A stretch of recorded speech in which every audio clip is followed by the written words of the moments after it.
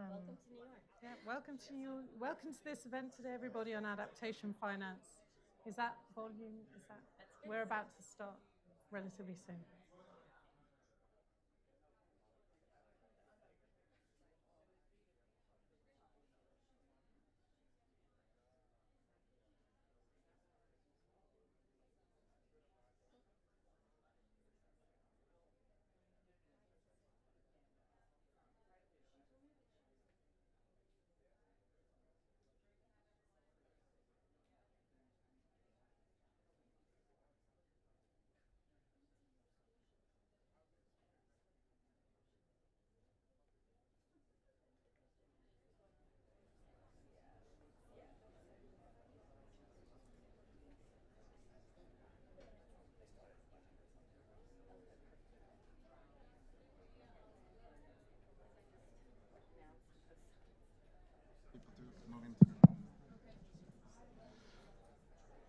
Welcome, everyone. It's so great to see you.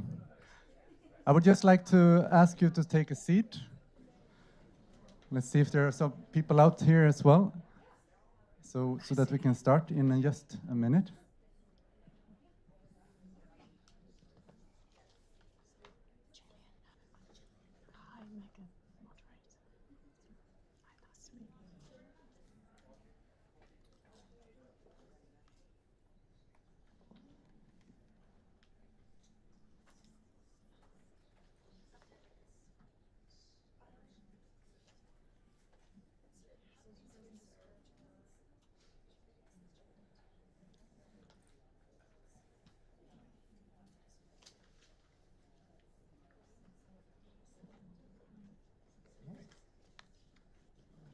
Hi, Megan, moderator. Hi, nice to meet you. Hello, hi. Stop saying hello. Hi, good. Megan.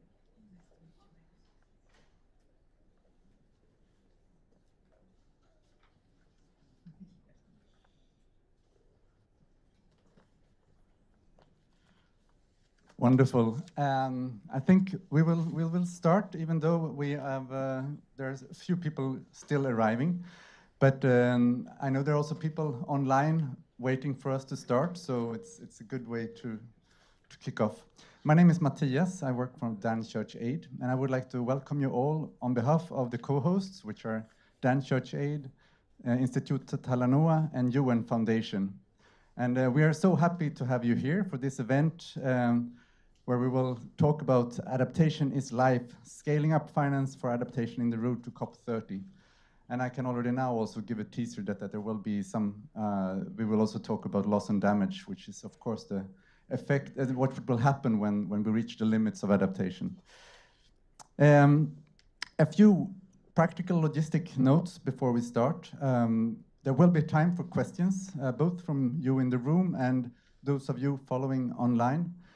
And we will have time for the questions in a special section of the program. So please keep them in mind. And for those of you online, you can send them by mail. We hope that you want to be active on social media. It's a good way to reach out. And if you post anything, we encourage you to use the Adaptation for Life hashtag.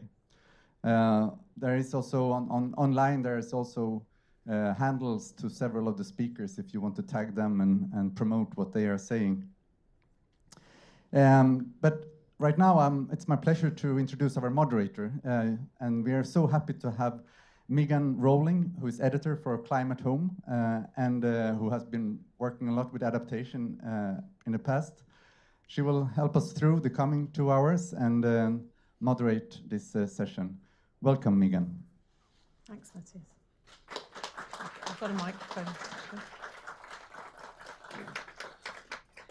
I hope you can hear me okay. Yes, we are here to discuss climate change adaptation. This is an absolute priority for all countries, all communities, all businesses and economies as the world continues to warm in spite of efforts to rapidly cut emissions. Climate adaptation is no longer a choice, and actually, in my view, it was never a trade-off with mitigation, as some once argued. It's now increasingly seen as vital for national security, economic stability, and shared resilience. So there are many benefits of adaptation, from saving lives to strengthening economies. And yet there is an urgent financing gap of up to $359 billion a year, which is growing as mitigation does not keep up with where it should be. This year is going to be a critical one for adaptation finance. Countries are discussing a successor to the Glasgow Pact adaptation finance target, which was agreed in 2021 and expires this year. And also the Baku to Belém roadmap remains under development. That's going to be launched just before COP30, and this aims to chart a path to meet the goal of mobilizing at least 1.3 trillion for developing countries per year by 2035, which was agreed in Baku last year. And this is also expected to provide insights on how finance for adaptation can be boosted.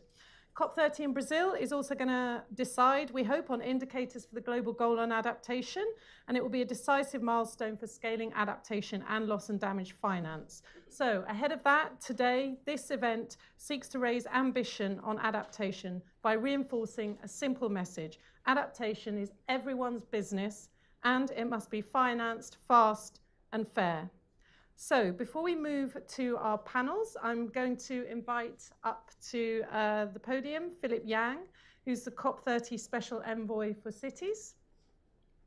Philip is the founder. Welcome, Philip. Philip is the founder of the Urban Institute, which is focused on sustainable urban development. He's also a former Brazilian diplomat with postings in Beijing and Washington. Philip, as COP30 ambassador, I think you're going to reflect on why adaptation needs to be at the heart of this COP, finally giving it the importance it deserves, I may say. And what could be the lasting legacy for this COP on adaptation in your view? Thank you. Thank you so much. Do we need a microphone? Yes, we do. Thank you, first of all, Natalie and Talanoa, Mattias and DCA and the UN for the Foundation for this invitation. And thank you, Megan, for this kind introduction. It's a great pleasure to open this session. The title of our gathering, Adaptation is Life, could not be more fitting. And it is the answer to the question, Megan, that you just asked me. Why does adaptation need to be at the heart of COP? Well, because adaptation is life. So the title is so good that it would even make my opening remark unnecessary. But let me take this opportunity to build a chain of thoughts from the angle of my mission as the COP30 Special Envoy for Cities. If adaptation is life and life is in cities, then adaptation is vastly an urban issue. Cities are an agglomeration of human lives. The cities concentrate emissions from all sources, transportation, constructions, and waste. They concentrate vulnerability. Vulnerability that spans the whole spectrum of societies. It spares no social class, it spares no asset class. So think of the floods in Porto Alegre or the fires in Los Angeles. Think of houses and bridges and lives that were lost during the natural disasters that took place in recent years. This is to say, it is no longer possible to have climate policy without a clear, integrated adaptation/urban agenda. Well, one of my surprising observations is I'm very new to this ecosystem. So one of my first surprising observations of the UN systems that UN has two entities, I think you all may know, one devoted to climate change, which is the UNFCCC, and the other one, which is the new urban agenda. And it's surprising to see that they run parallel in two silos that do not touch one another. So this has been one of my key focuses as a special envoy. To the extent possible, I'm trying to entice the integration of the new urban agenda into the UNFCCC process. In my mind, streamlining the new urban agenda into the UNFCCC will facilitate the engagement of many cities and subnational movements and institutions that claim presence in the multilateral system. The UCLJ, the G40 CLAY under and the 2, GCOM, many others. And another observation for me has been that we cannot wait for a consensus of over almost 200 nations to accelerate carbon cutting measures. When we all know that the problem is concentrated in a few countries, in a few industries, located in a bunch of cities that are invisible to climate diplomacy. So it is interesting to think that it should be possible to entice new, smaller coalitions in the intersection of industry verticals and the places where they are established to accelerate carbon cutting initiatives. Coalitions at the intersection between industry verticals and the cities where these high-emitting industries are located could perhaps accelerate more the process of emissions cutting than trying to find consensus in the UNFCCC process at this moment. In other words, given that emissions are highly concentrated in a few countries, perhaps combining industries and cities where they are could be an approach to be enticed under a strong new leadership emerging from the COP30 process. Steel, cement, chemicals, power generation, these sectors emit carbon in cities, and yet many initiatives deployed for reducing emissions do not have an interaction with the urban. And most of the cities that host the largest emitters are the ones that are invisible to climate diplomacy. Many industrial hubs with huge emissions are absent from the climate spotlight because they are not megacities represented in so many movements. We talk a lot about carbon sinks, but too little about carbon springs. Territories still pumping emissions into the air. Cities like Toronto, Katowice, Monterey, Port Harcourt, Dalian in China are not part of this conversation, and yet they hold some of the largest point sources of industrial emissions on the planet. Bringing them in would mean aligning the places where high emissions are actually produced with global carbon cutting policies, turning the cities into levers for decarbonization. So these are examples of distortions that need to be corrected, and as they are part of the adaptation work we all must undertake. Natalie recently wrote about a climate reality gap, the widening space between climate impacts and what leaders are willing to address. I'm sure that the 2 panels we had ahead of us, one on financing and the other one on scaling up mechanism, will help turn these gaps into actionable roadmaps. And I can only commend the organizers for the thoughtful curatorship of this conversation, which is really a very welcome addition to our common road to Berlin. Thank you so much, Miguel. Thank you very much indeed, Philip. Those are really important insights into how if you deal with emissions in cities, that also will bring big adaptation benefits in terms of health and other aspects of life, a better environment to residents of cities. And so it'll be interesting to see how that unfolds at COP30. Thank you very much indeed. So we'll now start with our first panel. Please come up, panelists. And grab a seat. So this first panel, wherever you like. This first panel, Financing Adaptation as Critical to Development, Growth, Stability and Equity, is going to look at how the private sector, local communities and vulnerable nations can drive adaptation finance forward with these broader social economic benefits in mind. So we have on the panel Jaco, who is founder of the Lightsmith Group. We have Gillian Martin, who is Cabinet Secretary for Climate and Action and Energy in Scotland, and Tiffany. Sorry. Yes, Tiffany Van Ravenswaard, who's the Climate Change Advisor to AOSIS. Malcolm, are you also joining us?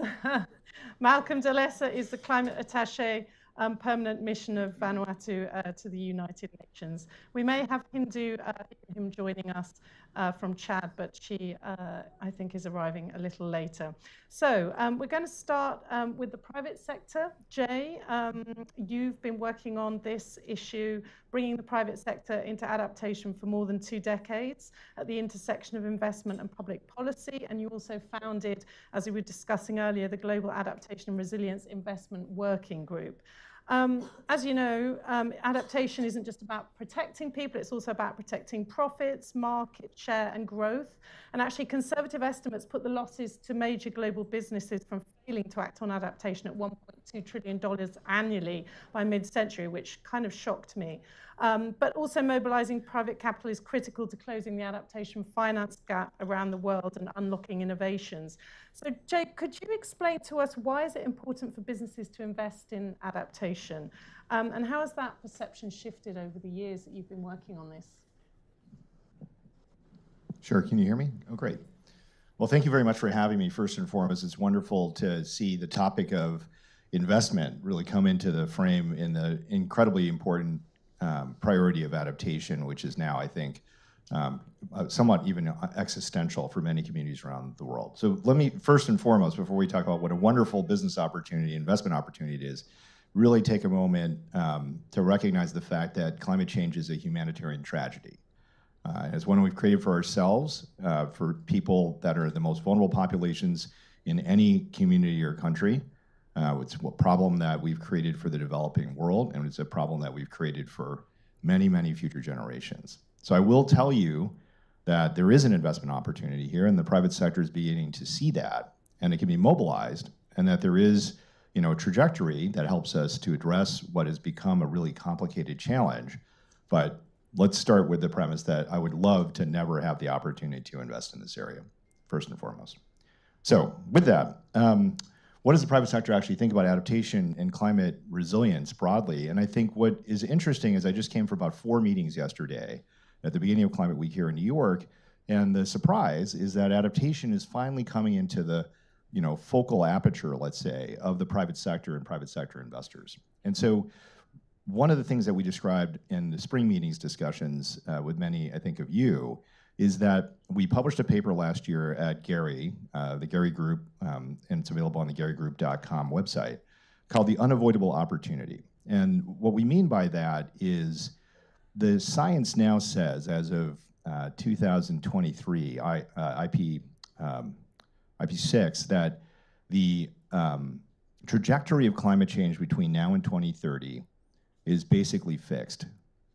There's no variation in the range of temperature increase between now and 2030 that can be adjusted in any meaningful way because of the cumulative emissions in the atmosphere. So it's a very nerdy graph that shows you the trajectory between 2025 and 2030. So there's no variation in the range of temperature increase.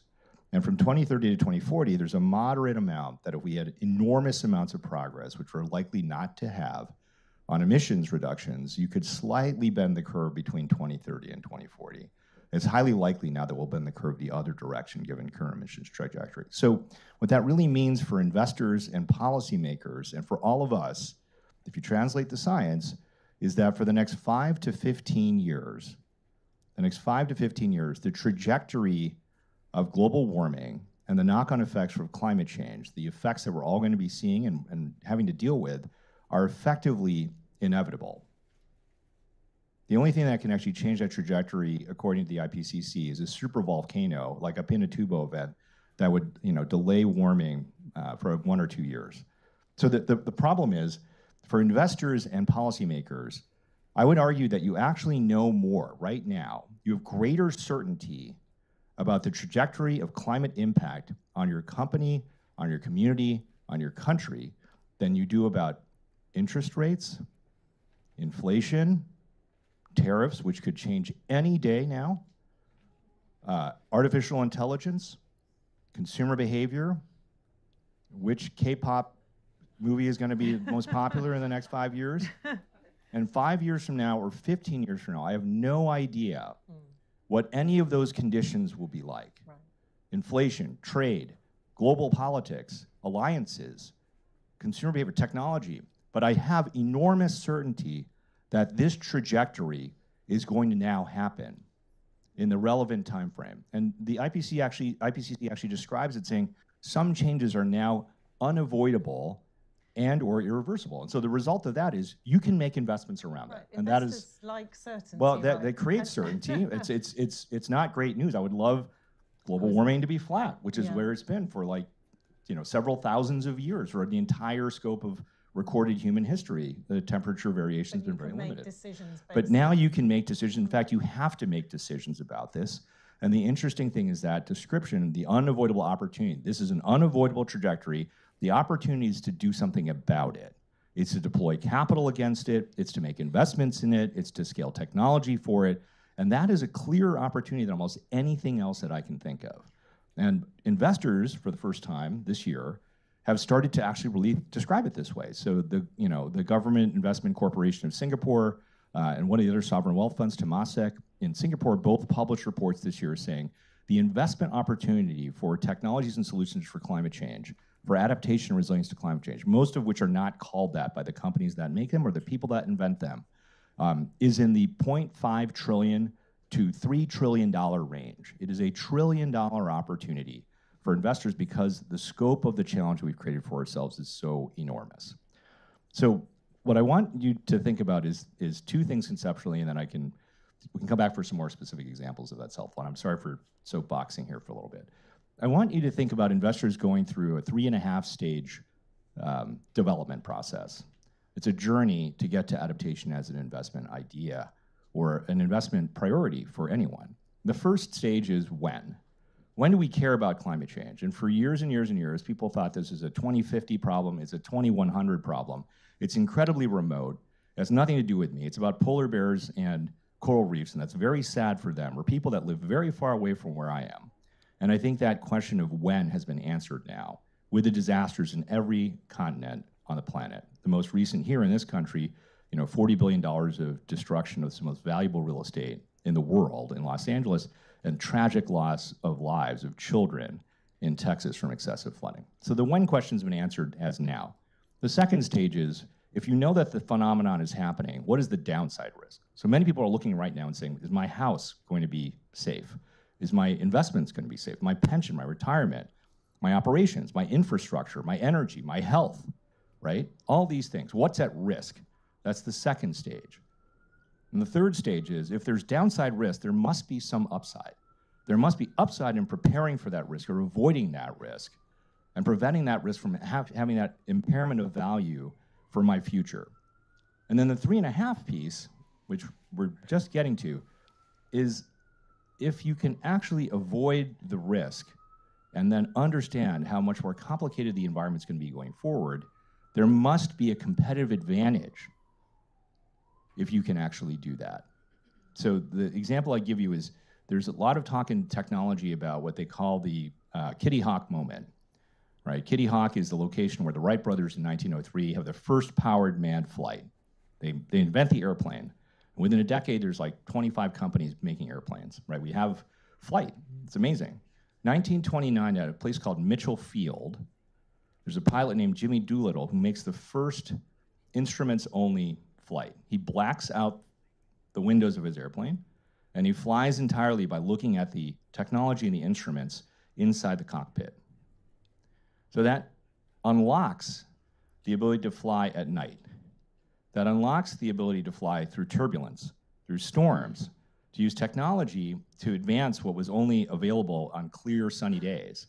The ability to fly, right, into all conditions, including very complicated and challenging conditions. If you can invent that technology, or your community or your economy or your country has the ability to survive and thrive and grow and develop in the context of all the increasing turbulence that we're now going to see forever, you will have a competitive advantage. You will have development trajectory.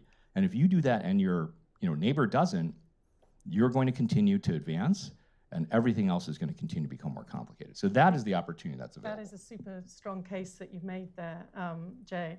I'm just going to move on now to Tiffany, the climate change advisor to AOSIS, just to look at the equity piece of the puzzle. Mm-hmm. Tiffany, obviously small island states for you adaptation is an existential question, but the finance isn't flowing as it should. And how do we bring justice into the picture by changing the global climate finance architecture so that more of the money is flowing to the places where it's needed most to help people on the front lines? Thank you very much for that question. And good morning, everyone. It's an honor to be here to be speaking on this panel. So thank you to the organizers for extending the invite to our ambassador, who sends her regards, who couldn't be here. You know how it is with smaller delegations, we're being pulled from left to right when it comes to high-level week. So she sends her regards. Before addressing the changes to the global climate finance architecture, let me offer a few reflections on the equity and justice piece. First and foremost, it did not cause this crisis, as we always say. Like small island developing states contributed minimally to the global emissions, and they are the ones that face the extreme impacts when it comes to climate change. If we're looking at between 2016 and 2020, SIDS paid like 26 billion in debt service, 18 times more than they received in adaptation finance, with its total amount of 1.5 billion. And of course, rising seas, storms, infrastructure, lost force, SIDS to divert scarce national resources to adaptation, which is unfair. And then, of course, the important point is those who did not contribute to this catastrophe are paying the most for it. And this is not fairness. This is actual failure that we're reaching now. So those are the small points that I wanted to put into question when it comes to justice and equity. Thank you very much for that. Let's hope that those changes to the global financial architecture are going to come through. They've started, and small island states have played a big role in pushing for those. Let me turn now to Gillian Martin, the Cabinet Secretary for Climate Action and Energy in Scotland, to talk about stability and growth, because governments obviously have a big role to play in setting the conditions for resilient economies. And then the private sector, I guess, can take it away, as Jay was saying. But in your view, how can governments embed adaptation as a core pillar of economic and social development so that it brings stability for citizens while also building the resilience that's needed for longer-term growth? So I'll give you a Scottish Government perspective on this, but first of all, I just want to say how enthused I am from the contribution we've had about the private sector's role in this, because governments can't do it alone. And you're absolutely right. The certainty of there is what's happened. If you look at all the global shocks that have happened, that have destroyed communities, climate change is the one that we actually have certainty on. So it's good to hear that reflected. We didn't know that COVID-19 was going to be a thing. We didn't know that there was going to be a pandemic of flu at the start of the 20th century. We didn't know about the Black Death. We know about climate change. So this is something that I'm enthusiastic about hearing from the private sector, because reflecting on the relationship between adaptation, stability and growth, the links for me is very clear. Without adaptation there can be no stability. Without stability there can be no growth. Everyone in this room knows that adaptation is what allows communities to keep going in the face of climate impacts. And those climate impacts aren't just happening in the global south anymore, they're happening in every single communities. We've got wildfires in the Arctic region. Scotland, probably one of the rainiest countries on earth, has water scarcity, for sure. I mean, it's not a joke. This summer we have got really quite alarming water scarcity levels as well. I get the reports every week, and they are, they're significant, having a significant effect in our communities. But of course, it also means that children can't get to school when the floods hit. So it has this impact not just on economies, but it also is about, adaptation is protection against trauma, which sometimes you can't put a price on that. The trauma. And I've met so many people from the global south, through programs that we're involved in Scotland, where, there's the economic loss and that's terrible. But how can you account for a person's trauma about losing their home for the third and fourth time? You know, you can't actually even put a number on that. So I see as adaptation as an insurance policy, if you like, really. Scotland's not immune, as I say, from that. We domestically have our national adaptation plan. We've got 200 actions in there. It's no longer a distant risk for us, you know, climate. I mean, even though there's still some people in my country that say that it's, you know, the government's fault for wildfires and it's the government's fault for this. It's climate change, and it just is. But we take our responsibility very seriously as a developed nation that's also been, you know, part of the British Empire. The British Empire, you know, Scotland's part in that. We take our responsibility for that very seriously. So we have a number of programs in which we actually look at climate justice and loss and damage and climate financing. We take that responsibility very seriously, and this is an opportunity, hopefully, to take you through some of the things that we're doing. We've got our climate just community programs in Malawi, Zambia, and Rwanda. And our principle is this, that communities identify their own priorities. You know, we stump up the money and we maybe put some of the infrastructure, the administrative infrastructure in place, and we have teams. But actually, we want to take the most marginalized in those communities and listen to them about what they need. And they're effectively got the agency in what actually happens with that money. So if I give you an example, Rwanda, which obviously has has the pressures of drought, has the pressure of soil erosion, particularly because of that drought.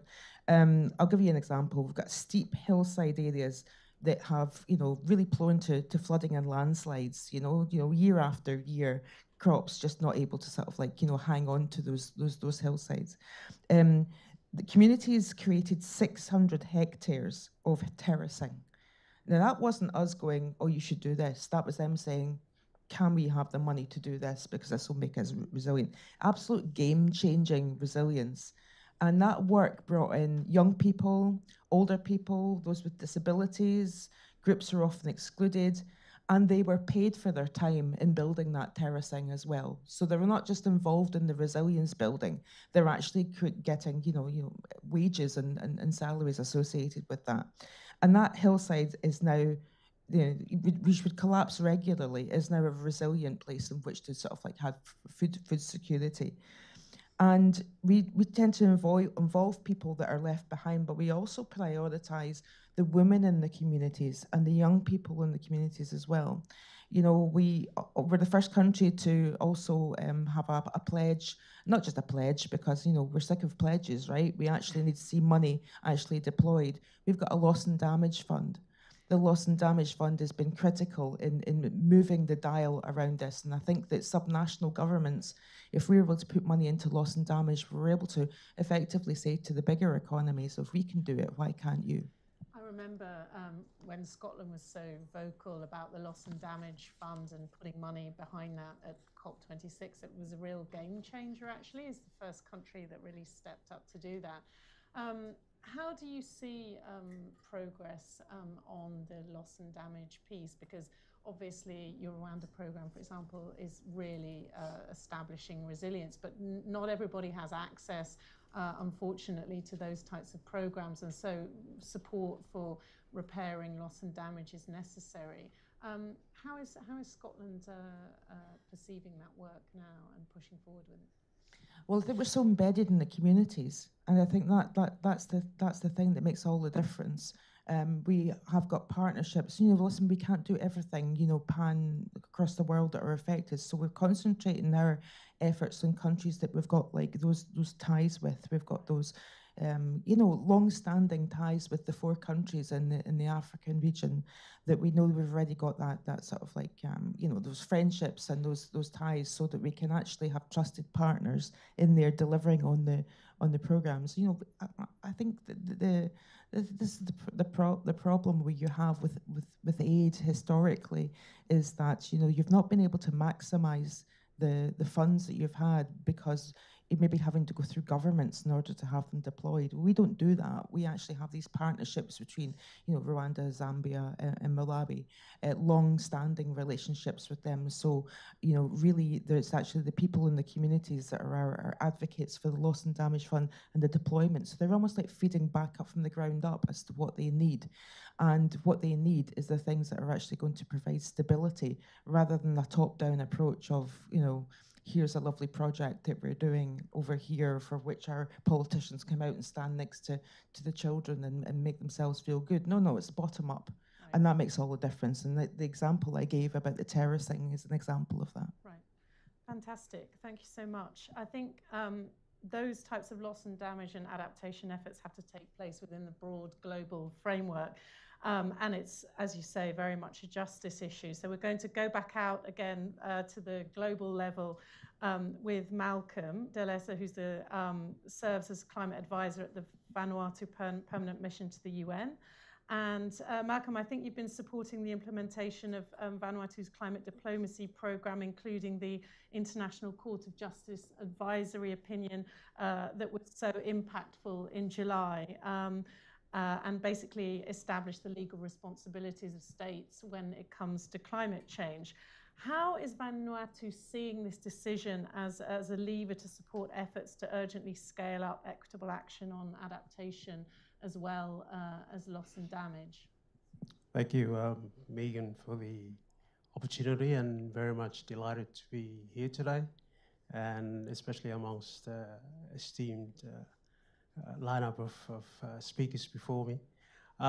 For Vanuatu, this is a new era of accountability, as we would say, given that the pronouncements have been clear and stated that states have obligations, especially to protect the environment from emissions, greenhouse gas emissions, and that there's the duty to act with due diligence and to cooperate.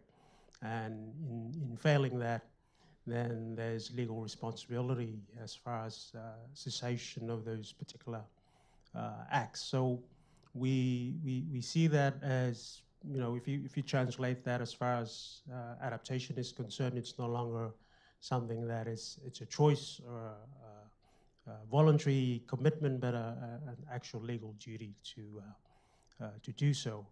And this also changes the dynamics as far as communities in frontline communities, and we've heard with wonderful examples as far as how communities are being able to access funds, and especially from a human rights perspective, the pronouncements as far as climate change infringes on a range of human rights, as far as right to live and having a quality of living. That also puts vulnerable communities at a much, I would say, empowered state as far as being able to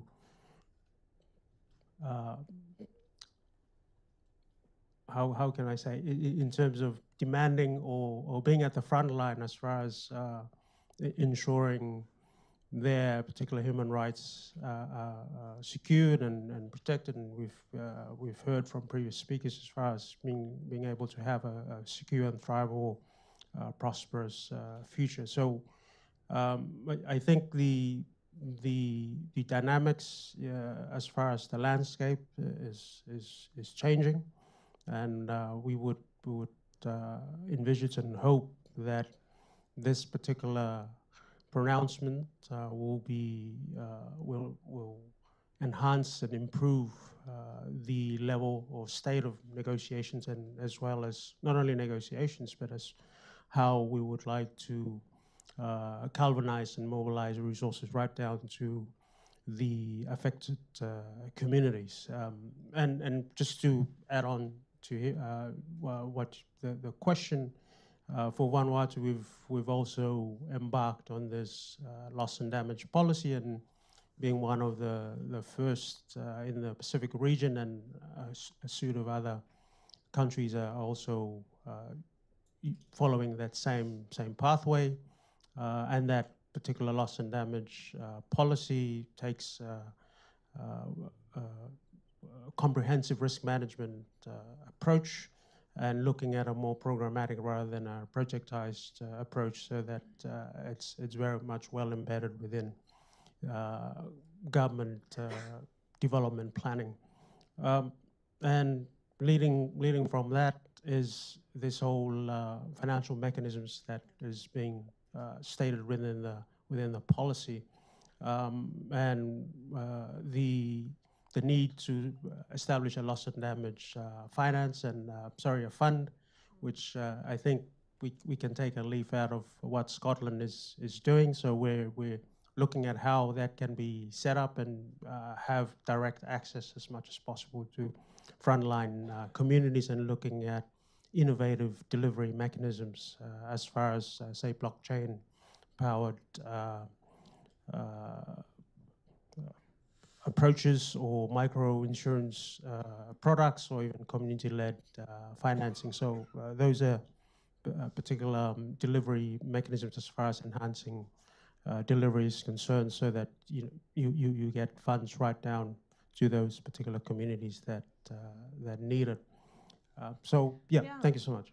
That's super interesting to hear. Thank you. That actually, if and when the money does start to flow in greater amounts for loss and damage, given that we haven't been able to adapt to the level that we need to, that there is actually a mechanism there on the ground that can channel those funds and then get it down to the local level and help communities. So I think it's super interesting to hear that Vanuatu, which has been really at the forefront of this whole push around loss and damage over the years, is leading the way on this as well. So we will have time for questions in about 5 minutes. So I will take a couple of questions from the room and also online. But before we go to your questions, I just wanted to ask the panel for short reflections on, we've talked about various aspects of adaptation and loss and damage and ways to fund that. What is important for your work in terms of bringing these different elements together? How do you think all your different sectors and government and private sector could really kind of scale up in a more holistic, joined up way? Jay, I'll start with you. Oh, sorry. You mind if I just come in on the finance part? Yes. Just reflecting or giving a little bit of a SIDS lens to this. So developed countries, we know they are committed to in the Paris Agreement, but they must deliver on the commitments that they made during the Paris Agreement.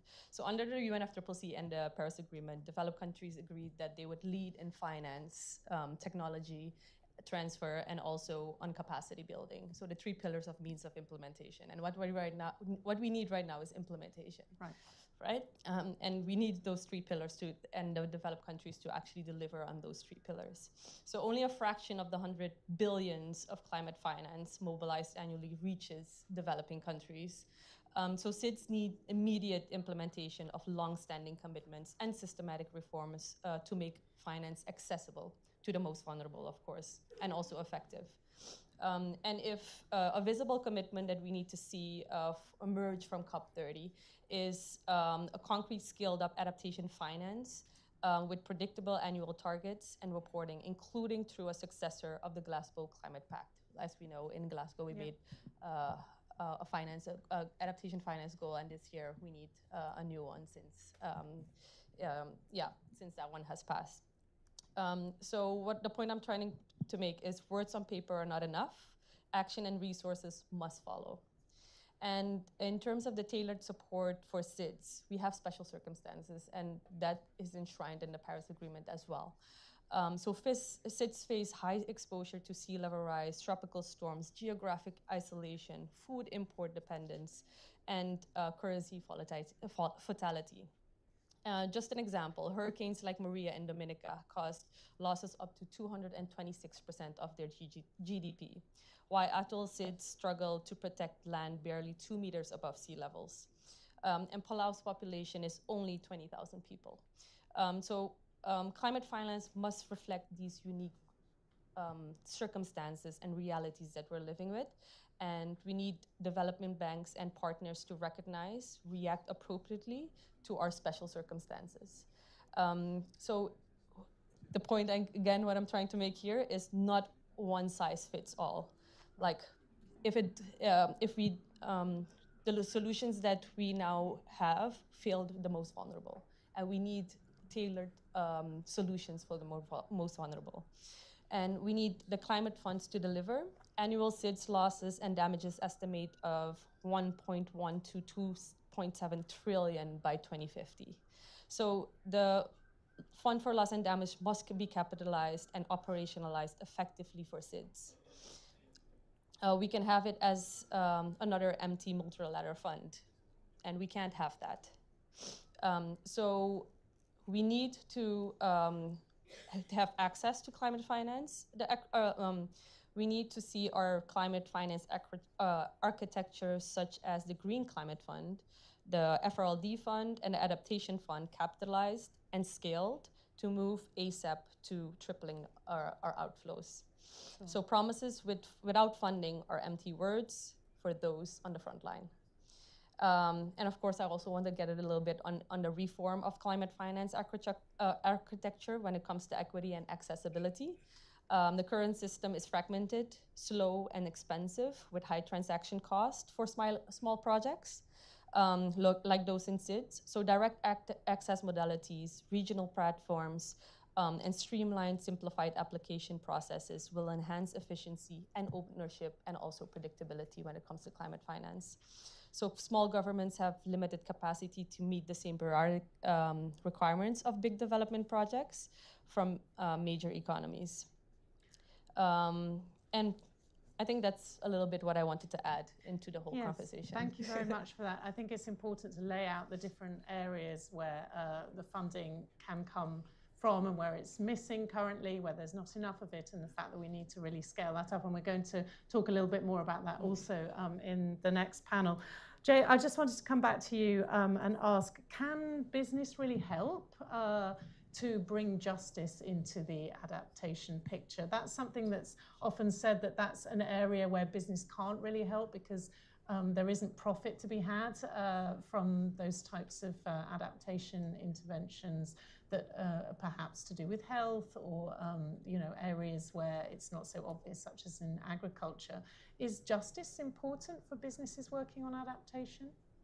Yeah, I would say that there's two things that the private sector and the business community and the innovation community and the investment community can actually provide. And one is actual solutions, the technologies and solutions to manage fire risk or to manage flood risk or to grow crops in stressed drought conditions or to operate your health system when you have 10 million new cases of dengue fever, which we saw in Brazil last year because of the explosion of mosquito populations in 2023, right?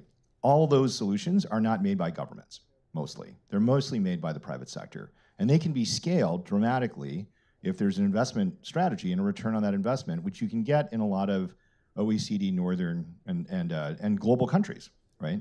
The challenge then is how to bring those solutions as rapidly as possible to the poorest and most vulnerable. And I think that is where blended finance strategies, technical assistance mechanisms, and technology transfer, like real, genuine technology transfer, can play a very strong role. That's not the role of investors. That's not the role of the private sector by itself. With a partnership with government, with things like the Green Climate Fund, with blended finance strategies, we started the first private investment fund for adaptation and climate resilience. It's sometimes known as CRAFT. We had a technical assistance mechanism that ran alongside it that was aimed at SIDS and LDCs.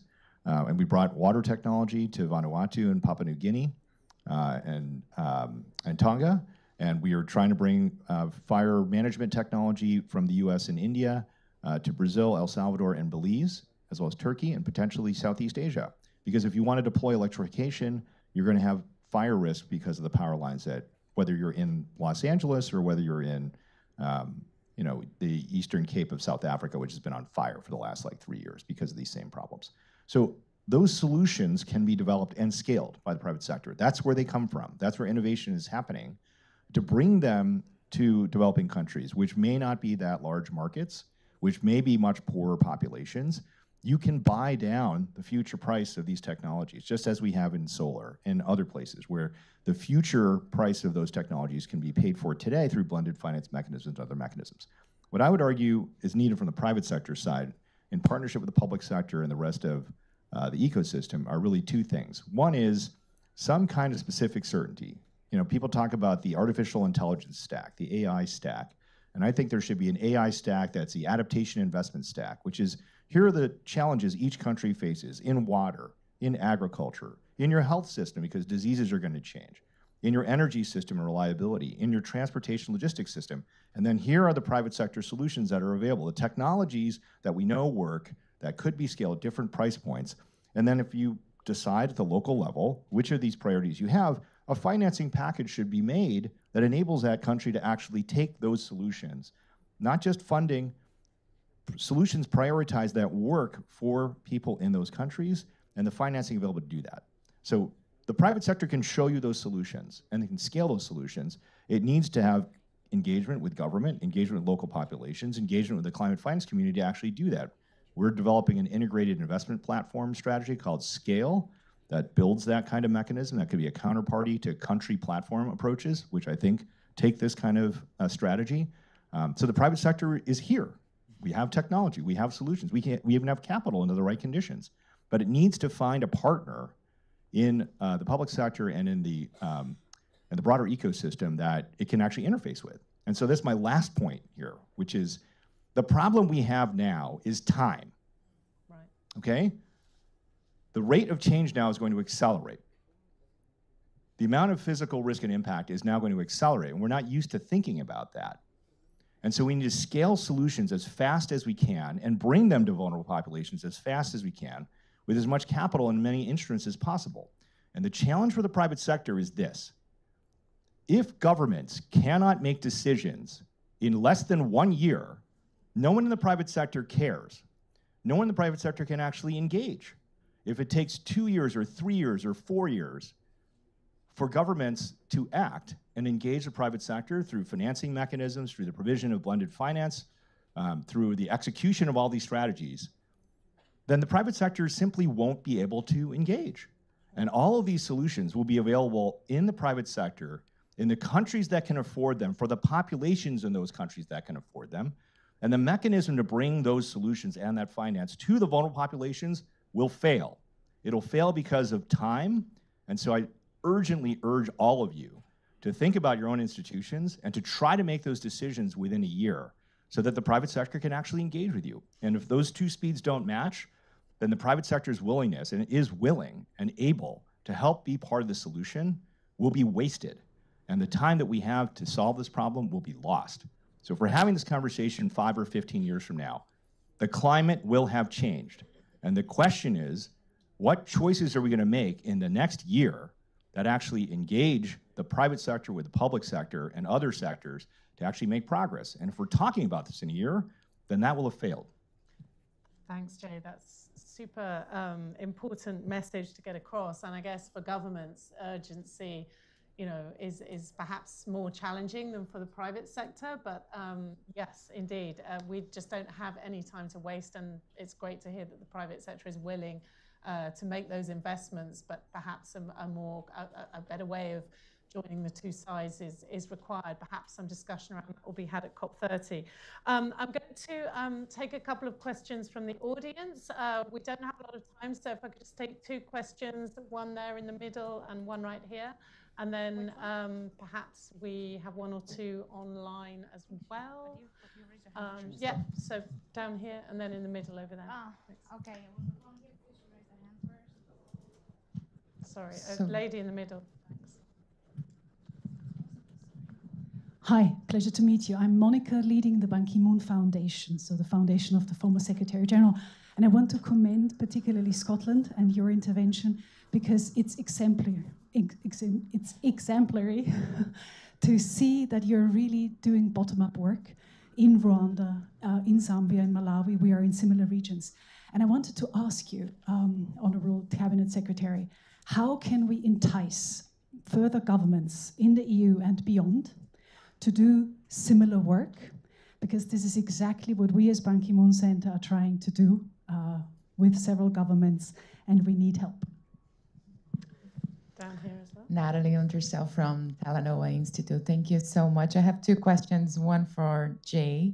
Jay, we've been hearing a lot about country platforms or their potential for adaptation and resilience. I wanted to hear your take on them, if this is really what we need and what governments should be, pursuing. And then one question for all of you.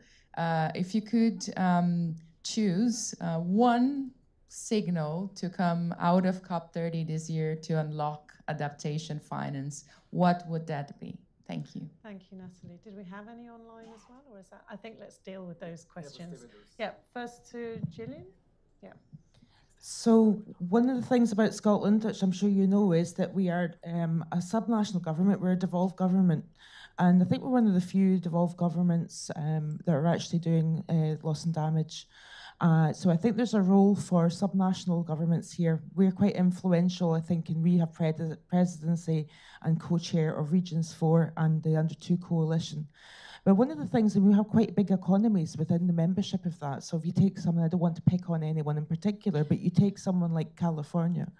So California, obviously, progressive administration, a massive economy, but of course they don't really have, I suppose, like foreign affairs as part of their. But could we maybe change the dial on that? Could subnational governments like us, because we've made this decision, to be, put ourselves forward in loss and damage, but the UK maybe aren't doing as much in that area. But we're just like, that's not an excuse.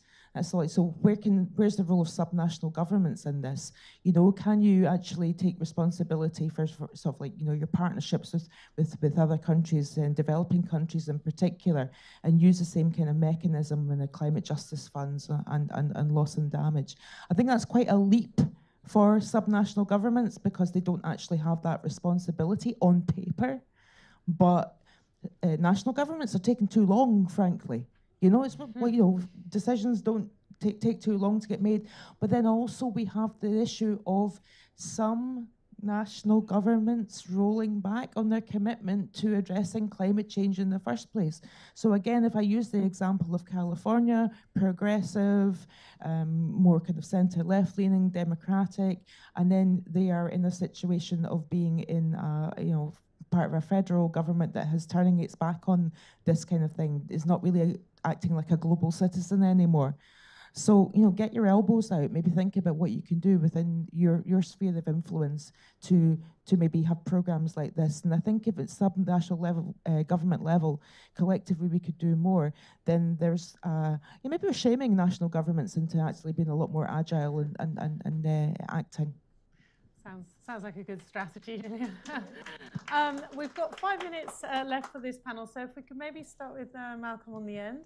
So there were two questions from Natalie. One was, this idea about having country platforms and how that can help adaptation, and what would you like to see coming out of COP30 that can really give a boost to adaptation? So if we could have very brief answers, that would be fantastic. Thank you. Yeah, thank you. For Vanuatu, basically an acknowledgement and reflection on what the ICJ pronouncements have made, and this should filter into as far as human rights, equity aspect of adaptation funding. Thank you very much. Regarding the signal that needs to come out of COP30, I think I've mentioned it in my intervention when I was talking about finance, is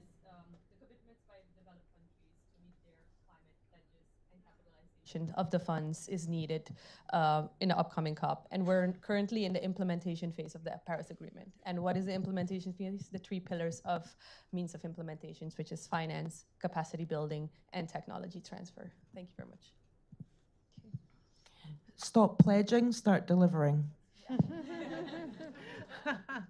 Very clear. Yeah, so quickly on country platforms, I think if they're useful to the governments, then they can be useful as an interface to the private sector. If there's a way to actually say, these are our needs, but these are the financing mechanisms that can be actually used to actually meet those needs. So I think things like the Brazilian National Adaptation Plan, which sets out priority sectors that include health, which is going to be a massive impact from climate change that I don't think people necessarily immediately think about in the adaptation context.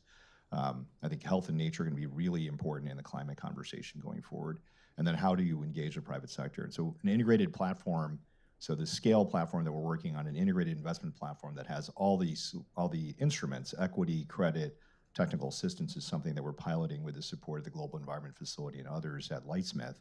And so that could be a good interface to the country platform thing. And in terms of what could come out of COP30, I'd say from the private sector side, the question of whether this whole process is irrelevant or not is very, very much on the table. And so what I would say is, this is the 30th one of these, and we're just getting to implementation.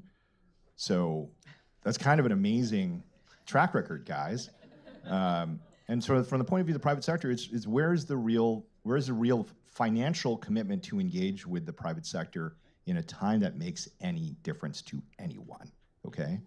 And so if there's a lot of discussion about the adaptation goals, and there's a lot of discussion about the aggregate targets, but there's no actual commitments to instruments, whether it's blended finance, a certain amount of technical assistance, a certain amount of junior capital that can crowd in the private sector capital and mobilize all this innovation. What the private sector will tell you is this: there's a bunch of people saying that the house is on fire, guys. It's an emergency. And then before you get in your fire truck, you have to go stand in line at the Department of Motor Vehicles for your driver's license for 3 years, because that's really important to have that process.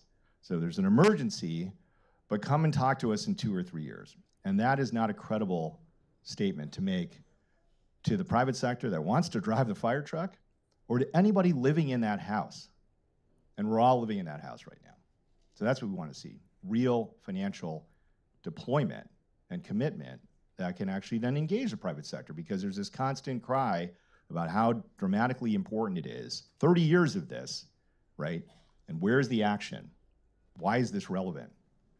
Right. I think that fits very well with the COP30 presidency's message that you've been sending out, your team, Philip, for months now, that this is really, we have the frameworks, we have the goals, we really need to implement what we've agreed to do. Therefore, I think that message fits well with what the presidency is trying to achieve in Belém. And as you say, let's very much hope that will happen. I would like to thank all the panelists for this section of the event, for their great insights. I think it's been amazing to see how the different parts can fit together and work better together, because we just don't have any time to waste. So thank you so much. If you could take your seats, and then we will bring up our second panel. In our second panel, which is entitled Mechanisms to Scale Up Finance for Adaptation and Resilience, Ensuring Finance is Fast and Fair, which very much follows on from our previous conversation. We're going to talk about the tools, the partnerships, and the political commitments that are needed to accelerate adaptation finance to make it more predictable, equitable, and accessible to all of those most in need. So if I could bring up our panelists, Tarje Gabadagesin, who is CEO of the Climate Investment Funds, Dr. Heike Henn, Director General for International Climate Action at the Federal Ministry for the Environment, Climate Action, Nature Conservation and Nuclear Safety of Germany, BMUKN, I think that's right. That's a long title. I think we also have Manjit Dakal, who is lead advisor to the chair of the least developed countries, and Neil Richmond, Minister of State for International Development and Diaspora for Ireland. I'm not sure if everybody's in the room. Yes, hello. Please come up and grab a seat. Last on my list, but absolutely not least, is Omotenioye Magikodunmi, who is the new Director General of the National Council on Climate Change of Nigeria. Sorry, Tenny, I knew I was going to not pronounce that particularly well. I apologize for that. So he's on his way. Okay, excellent. He can join us when he gets here. Great, let's get going. Tarje, I'm going to bring you in first as the head of one of the biggest multilateral climate funds. I think you manage $11 billion, is that right? Okay. What's her $1.5 billion? Yeah, exactly. Actually, yes, as we know, a lot can be done with that. I mean, the Climate Investment Funds has really been a trailblazer in terms of both adaptation and mitigation. Minister, come and grab a seat. Very good, very impressive. So I understand that the Climate Investment Funds, Terry, has some very exciting news when it comes to scaling up investment in adaptation. I think there's a new initiative that has basically been approved by the board. So if you could talk to us a little bit about that, I'm sure everybody in the room will be fascinated to hear that, including me as a journalist. Sure, and in fact, it's actually a buildup of an existing program. The Climate Investment Funds has been investing in resilience since its inception in 2008 with the pilot program for climate resilience that was put in place when, I like to say, resilience wasn't a thing. It was, it was prescient in that there was a concept that resilience and adaptation would be critical, but that a lot of the multilateral banks were not advancing those issues, and we needed to create a learning environment for countries to consider resilience and climate response. The PPCR, as we call it, has been a really successful program. We had a $1.2 billion that has been fully allocated, so it's completely dispersed. And what was special about the program is that countries are in the driving seat. Countries, through an early form of a country platform, assessed their own needs. They designed resilience according to their special circumstances, the resilience responses, and the CIF put in concessional funding, catalytic capital, leverage through the MDB system, and we now have a completed program. We've evaluated it.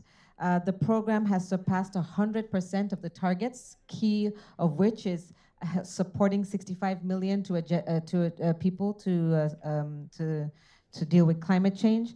But one of the, and I'll just make a quick point about the challenge with funding adaptation is in its inherent ubiquity.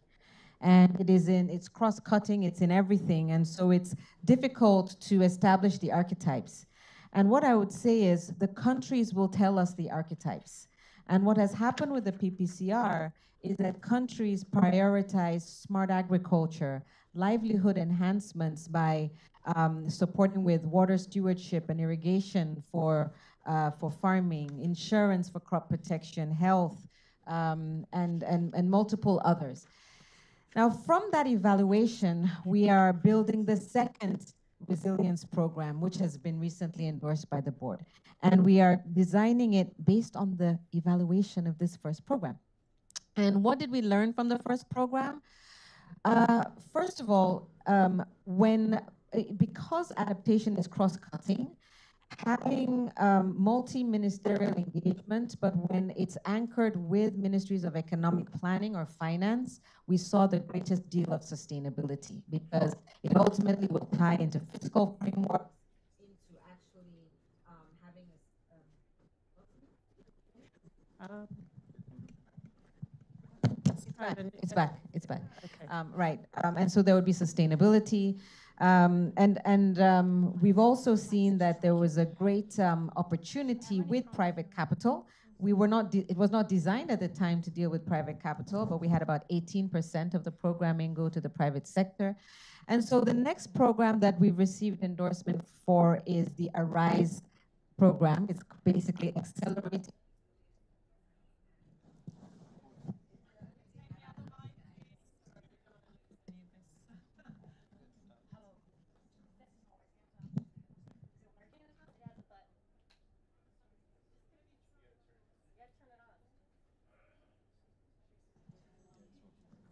Okay, I think the battery is dying, so it comes in and out.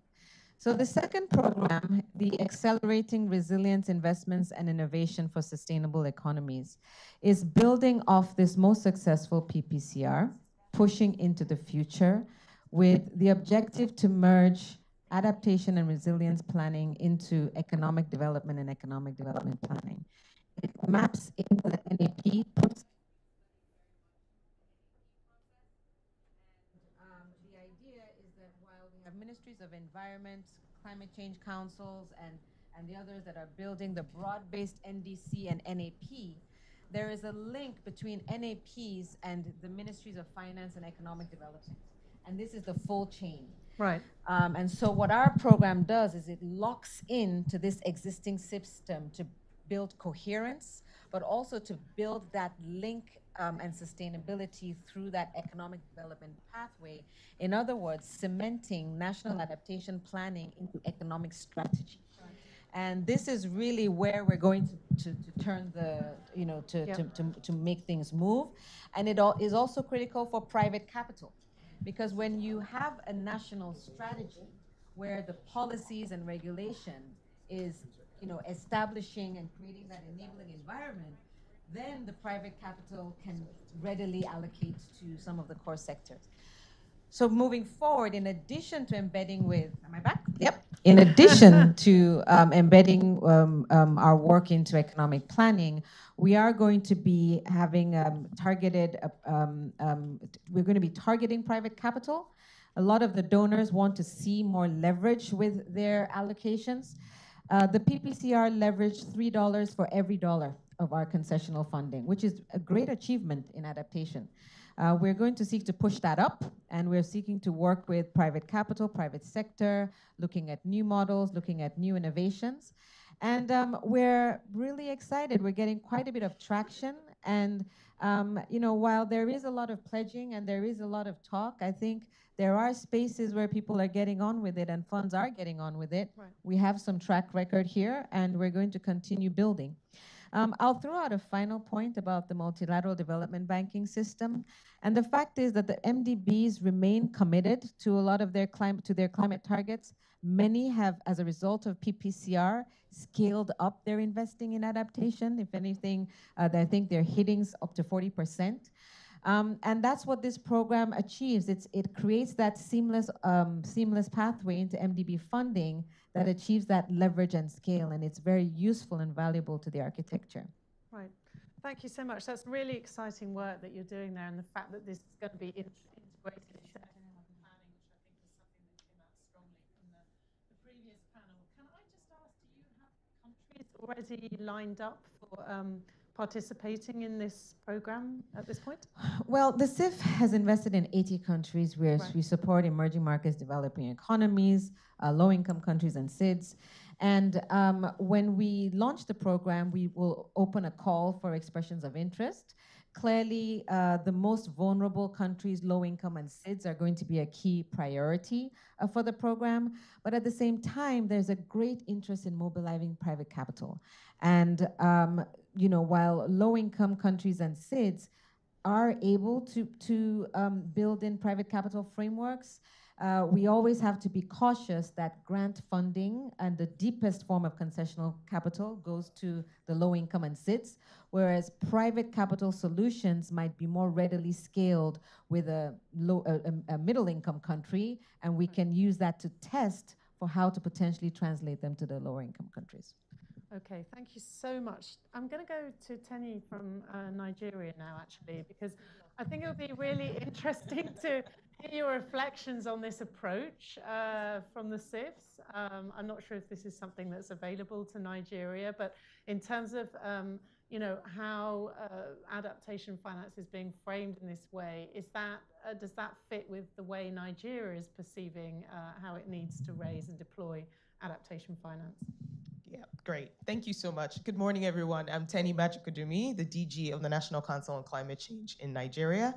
And we are the NFP for Nigeria to the UNFCCC. So I'm quite excited to be here because it quite plays in quite importantly with all what has been said in the previous panel as well as this panel.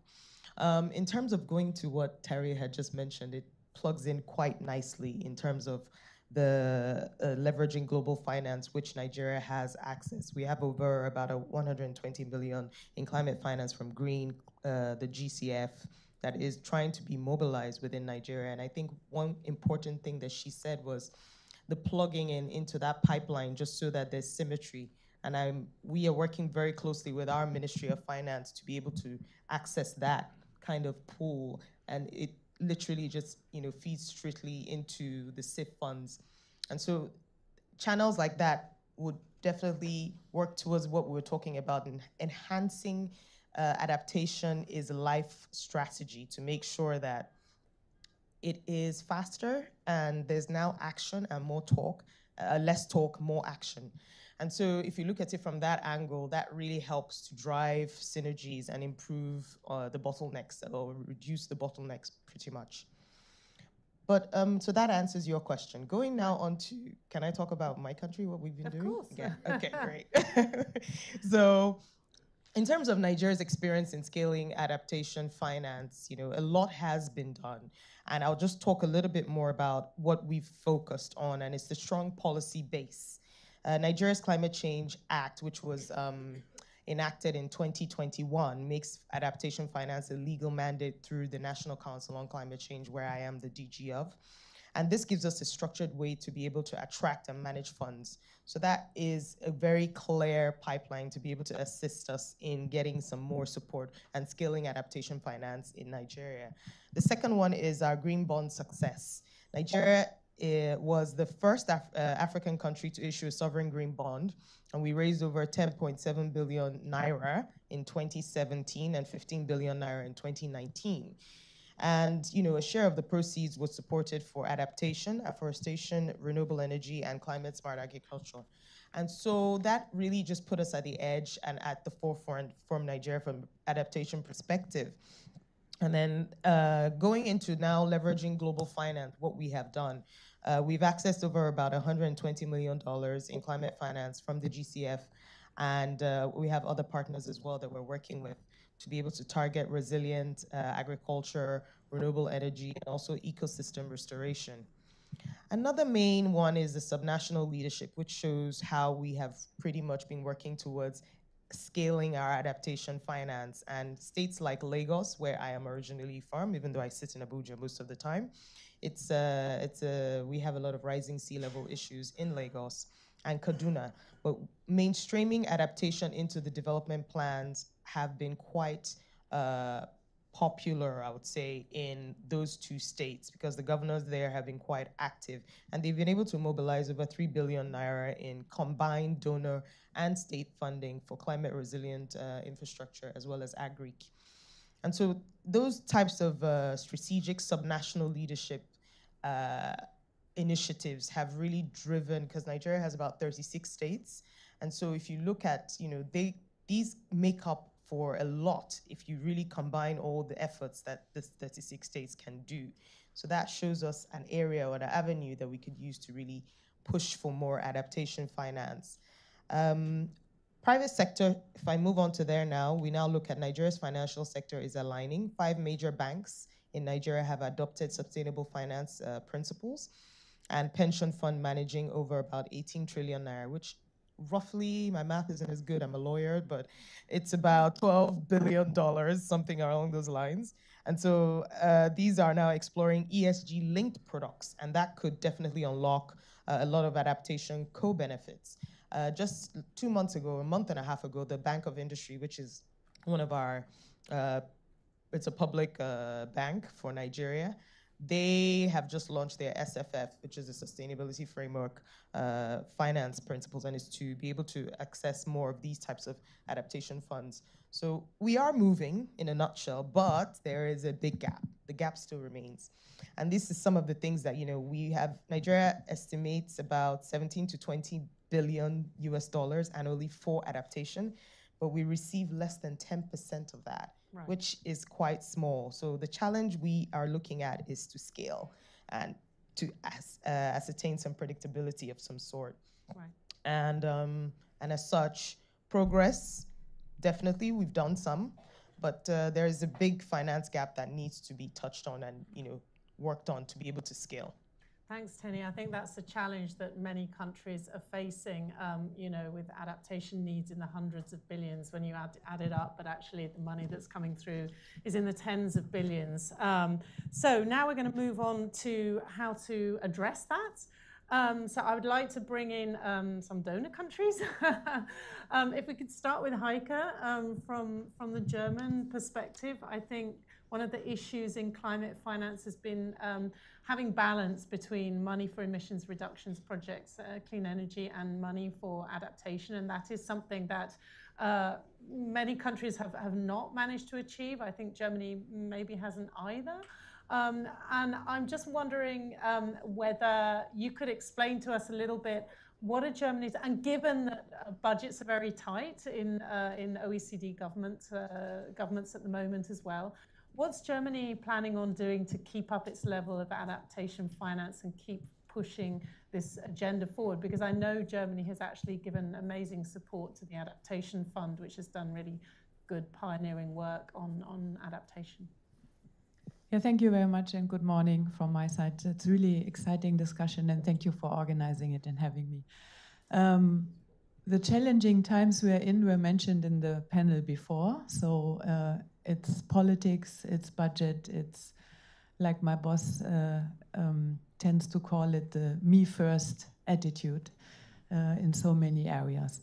So that budget are tight, I cannot ignore, but for us, from the German perspective, not only adaptation and resilience are a priority going forward, but also we want to keep up our high commitment on climate finance and be a reliable partner. This is also what the new government has in its agreement. And the figures so far don't look too bad.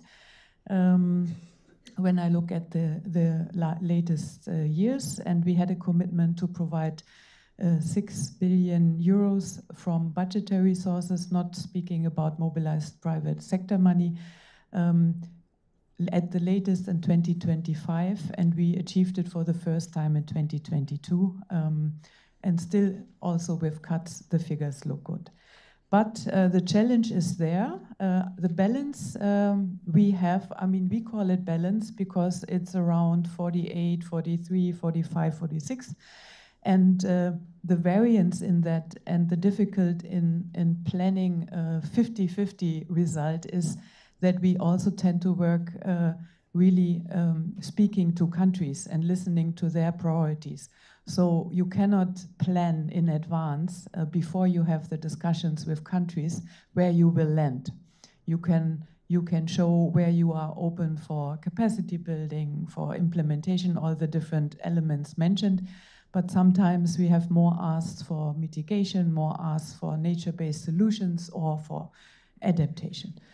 But our aim is to have a balance, and we continue to do so. I think our latest figure was 43% for adaptation. So that's pretty close. Yeah, I would say as well, but thank you for highlighting it at your end. So, and Adaptation Fund, but not only Adaptation Fund, I think there we are the biggest partner so far. We made, I think, a huge pledge for GCF and the different funds. But the challenge is, I think, from different perspectives. And I not agree 100% with what I heard in the panel before, in the sense, I totally agree that there's a gap and we have to do better. But it's not that nothing is happening. And I think we have to go the extra mile and be very sincere about what, apart from more finance, is what is not working and not allowing us to do more and faster. So I don't believe that it's only finance. And I don't believe as well that it's only the national public side of things. But we have all of us sit together and go really deep on what it is and be able to then do different. And I think some key pieces were mentioned, the whole of government approach really. Give clear signals that it's not a nice add-on, it's really enshrined in coherent action of all of us in our everyday lives. And public funds are necessary for adaptation. I will not shy away from this. This will be increasingly so. Mitigation should do its thing as a business case on its own. I mean, in the perspective, not like today, unfortunately. So I think this is a bit our perspective. We will continue, we are going strong, but we need partners. My Minister of Finance gives us a hard time when we continue to be the single biggest donor in adaptation fund for years. That doesn't look good from a Ministry of Finance perspective. But we are there also for the tough discussion on how, including us, we should do better. Thank you. Thank you so much, Heike. I've been tracking the adaptation funds financing situation over the years, and yeah, last year was pretty disappointing, and I hope that will not be the case in COP30. I guess everyone was distracted by the NCQG, the new climate finance goal, but given that the sums are pretty small that the adaptation fund is looking for, which is usually, I think, on the scale of like 300 million a year, yeah, it seems like a drop in the ocean. Minister Richmond, Ireland has also, along with Germany, championed adaptation financing over the years. But yeah, as we've heard, the situation, the broader situation is challenging. And I understand that, you know, I think there's a dozen or so countries that have adaptation finance pledges specifically, and some of those are due to expire this year or early next year. I mean, from Ireland's perspective, how can we make sure that adaptation finance does not actually decrease, especially with the US exiting the picture, just when it needs to be scaled up, as we've heard so strongly today? What's Ireland doing to make sure that does not happen and that adaptation finance keeps coming through more strongly? And how can developed countries also help ensure that that finance is good quality and accessible to those that need it most? Yeah, there's a little bit to unpack there. Thanks very much. And sorry for my tardiness. I just wanted to make an entrance. There's a couple of things there. Yeah. No. I think I'll just state kind of what Ireland has done over the last couple of years, what we're doing, and how we want to use that to bring it into the wider discussion. Adaptation represents about 86% of our climate finance. We reached our climate goals the deadline was 2025. We reached ours of 225 million a number of months back, and we're now preparing for the next round and making the case quite clearly. And from an Irish point of view, and it goes to a number of people who have referenced the all-of-government approach. I am the International Development Minister, but the joys, I used to be the Minister of State and Finance, so there's two connected departments where we work very closely as well with our Department of Climate itself. And where we look from a development point of view, we've really got two key priorities in this when it comes to adaptation. Firstly, we work with the small island development states. We still consider ourselves a small island state, slightly more developed at this stage, and probably not as small as some of the partners that we have, and perhaps not as exotic. But certainly the real key thing for us, and it's an ethical thing as much as anything else, is working with the least developed countries. And I think this is where we have to bring the root of the argument back. The people who are the victims of the impact of the climate emergency the most are those who've done the least to cause it. And this is where developed countries, the global donors, have to sit back, and we make this case very strongly in the wider international development context, but particularly when it comes into climate finance. There's no point coming to events like this or to COP and saying all the right things and then not backing it up. Ireland is in a fortunate position economically, but we all have decisions to make. And we have made a very clear decision to stick by our commitments, and we will stick by our commitments going further. But more importantly, we'll work in two levels, one on a member state level with other donor countries to make it out that this is the right thing to do, because this is an investment. It's an investment, not just because it's something that will make you feel less guilty, but where we really want to work and where it's quite dawning, and it's probably specific to, well, both of us actually on the panel, is that we're looking at the European Union's multi-annual financial framework. We've had the first documents and iterations of that in July, and we'll spend the next 12 to 18 months discussing it. Conveniently, Ireland has the rotating presidency of the Council of the European Union in the second half of 2026, and we'll be making sure that a lot of the discussions are actually rooted in the practicalities of you're making a decision, make the right decision. Not just because it's the right thing to do or it's what you've done previously, but now the world needs it more than ever, because you're right, the challenge is there. And I was been at a couple of events, and you can imagine in this week that It's only a day old and it feels like I've been here for 3 years. And that's not just because of the jet lag. But we're in a crisis, but out of a crisis comes the biggest opportunity. The biggest crisis of all led to the formation of the United Nations 80 years ago. So now how do we turn that crisis into an opportunity? And it's bringing together really important people in rooms like this to show why this matters from donor countries, but crucially, what we want to see in return is very clear action that works, as has been described by our partners. All Ireland's climate finance is grant-based, but we fundamentally believe that working with local-based partners is how we get direct to source. We're more than happy to engage in all multilateral units, but we have to make sure that we can return. I'm an elected politician for over 15 years. I have to justify this to my electorate. And I can't justify it to my electorate by talking down to them and saying, you should feel guilty if we don't do this.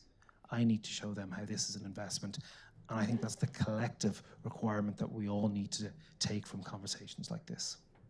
Absolutely. Thanks so much, Neil. This point about adaptation being the foundation for resilient economic growth is obviously a story that you can sell better to the electorate when it comes to using their taxpayer money to help communities that really need this financing.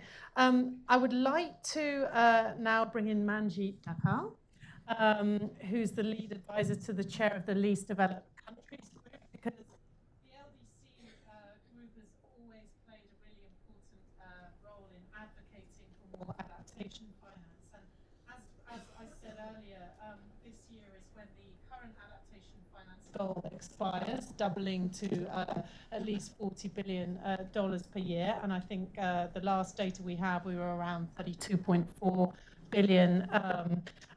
So on track, depending on what we see this year, because budgets have been tight, and as I said, the US has exited stage right. Manjit, the LDC group has been talking in Bonn, and also I think at the Africa Climate Summit about the need to triple adaptation finance by 2030. So could you elaborate on why this is key? And whether you think this goal is achievable, that it could be agreed at COP30. And if so, where do you think this adaptation finance goal, this new goal, can actually sit within the framework of the negotiations, because it doesn't actually have a natural home? The Glasgow goal was in the cover decision, if I remember rightly. Thanks. Thank you very much. Good morning, all. This is really a privilege to be at this wonderful panel. Just to set the context, the LDCs are the leaders in adaptation. You may have heard everywhere we are one of the most vulnerable countries despite low emission and so on and so on. But when we started discussing about adaptation in the context of UN climate change process, or when the IPCC started taking more attention on adaptation, that was the time in early 2000, when the National Adaptation Program of Action, NAPA, was established. Least developed countries were the first in this process to come up with a plan. That plan was not based on the rigorous science at that time. It was based on the need. It was based on the urgent need. But this group of countries at that time, 46 countries, came up with a plan in terms of how the adaptation can be addressed. So there is a lot of knowledge at the country level. There is a lot of experience that this country has already been implementing and understand adaptation from the country context and how that can be addressed. Later on in this process, we came up with the National Adaptation Plan, which is more of a medium and long-term adaptation needs, and that has been broadened to the broader set of developing country. But that's where we feel proud of having a group of countries and experience personnel at the country level in terms of justifying what actually is our needs and what actually we can do. I think in that context, we keep hearing a lot of numbers in terms of the finance gap from the UNEP emission gap reports and also other. But one thing that we need to understand are these are the global figure. At the country level, the gaps are much, much higher. When the global temperature goes above 1.5 degree in an average, if I just take an example of where I come from, Nepal, the Himalaya region, the temperature goes beyond 2 degrees, and that's the same case in Africa as well. So the temperature rise at the country context, at the regional context are much higher, and the adaptation needs, the finance needs goes much higher than what has been expected, even in this global figure. So I think we need to understand that part as well. also when we talk about the billions and the investment we may have a very big number, but if the country can't access those resources, it doesn't make much sense. And these are the country with maybe a lowest credit rating or does not have maybe a good fiscal or all portfolio. And when we design any international system in place, we have to think about these countries who are in the lower end, who can also access funding so that the resources reaches to the countries who are in need. So I think in this context, for us, it would be very important like to set a milestone or a dedicated post-2025 target for adaptation finance. And in that context, we came up with the tripling of adaptation finance. So just to provide more context on that and any specific to the question, if there is no single approach for setting this post-2025 adaptation finance target. So one option could be about the allocation, the share of allocation, maybe 50% for adaptation, 50% for mitigation. The other option could be based on the growth rate to set a goal based on the average growth rate in a given period of time. And the third option could be the multiplication factor, and that's what LDCs have come up with. Doubling based on the current doubling of the adaptation finance. So the assumption for calculation will strongly influence this proposed target, regardless of the option chosen for estimating this target. If we take a 300 billion as a part of NCQG that was agreed, and if we do not consider loss and damage there, then it would be 150 billion for mitigation, 150 for adaptation. But that 150 for adaptation will still be way less than what is needed. It will not obviously address the gap.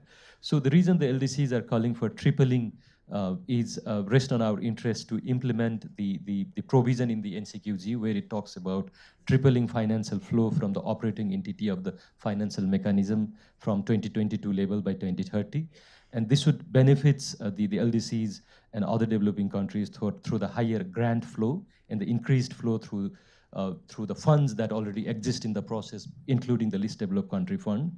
The baseline chosen by our team is exactly as you said, the 32.4 billion in 2022.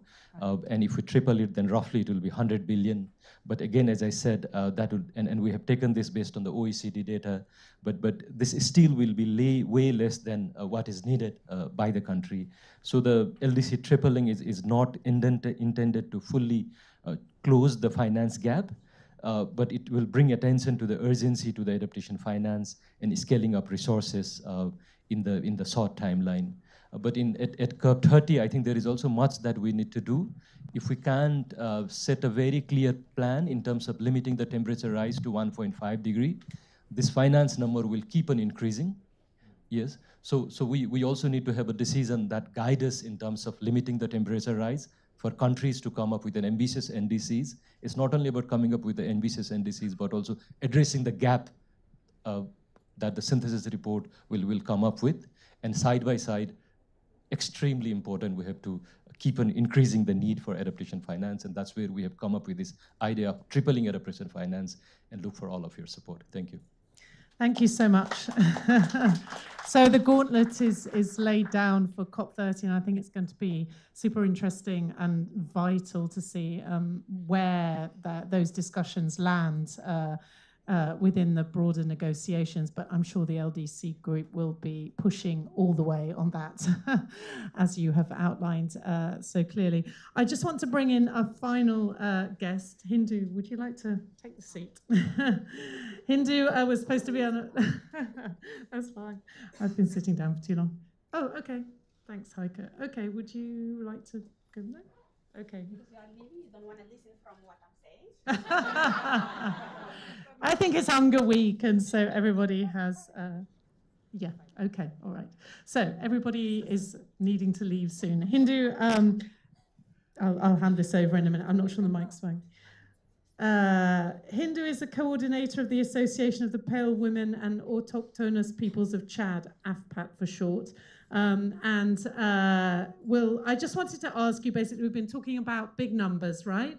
We've also heard a little bit about how some of that money is deployed on the ground, but we also hear a lot within the UNFCCC negotiations about the importance of indigenous communities, and then outside of the talks about the need for locally led adaptation. And so I'm wondering if you could just tell us from your perspective, how could some of these billions be best deployed to have the greatest results on the ground? Thank you, and good morning, everyone. I know Onga is really very crazy, and if anyone wanted to run to another meeting, you can go. I did the same. Yeah. So yeah, when we talk about adaptations, we are talking about people. We are not talking about numbers as money. And on the ground, those who are getting impacted from the flood to the drought are the indigenous communities, are the local communities, are the women, are the people who do not know what is UNFCCC, that as we love the acronym. Even if you say all the names, they do not know that. It's the people who do not travel to COPs, who do not know we are a COP 30 or COP whatever. What they know is if the rain is coming, that can penetrate the soil, allow the crops to grow up, and they can feed their family. It's the people who understand when there is flood, where they can put their family away from it. When there is drought, how they can get food. So we are talking about those peoples when we talk about adaptation fund. And us coming from indigenous peoples and us following the negotiations so many years, I'm saying the big gap is there. We do not understand what is adaptation fund. It is an investment for life. It is the investment not to save those who are impacted today. It is the investment to save the rest of the humanity. Because if we build right adaptation and resilience, so that means we are building our future all together. Mitigation is important, yes. But now we need adaptation even in New York. We need adaptation in Sweden, in every places. They are experiencing the same thing. So I hear from all what they said. The most important is policy need to get in coherence with the money. We cannot talk about policy separately and money separately. So money need to fund policies. Policies have to adapt to the money. But the money need to go to the ground. We cannot finish the adaptation money in a nice workshop or nice report that we have to put in numbers. If the people didn't get the access to this money, your nice report is not going to be turned into the food in your table. It's not going to work like that. But if you have the food in your table, of course you can think about your future, the AI, whatever things that you wanted to innovate. So this is where I wanted to see the adaptation money to be scaled up. Right now where we are talking, we have only 35 NDCs. And how many of them have the adaptation even as wording or as plan? So we are 40 days to the COP 30. 40 days is really like nothing. And are we going to have all the rest of the countries going to be ambitious and put their NDCs with the adaptation that the community need for the agriculture, fishery, pastorals as my people's forestry, etc.? I'm not sure. Even they are experts, because the adaptation plan need to include the community to be building on it. So just a quick example to finish on it. In Chad, we work very hard with the government. We get our national adaptation plan of last year, a part of combining indigenous people's knowledge and the national adaptation plan. So then we can have all the knowledge system to be embedded in the national adaptation plan. Because when we come to the implementation, we need the people who have the knowledge on the ground to implement it. So COP30 need to have not only scaling the numbers that we have to run after with the criteria. Country like mine cannot get access of it because there are so many criteria and you're going to give up and go to another things. So we need the money that can adapt to any country.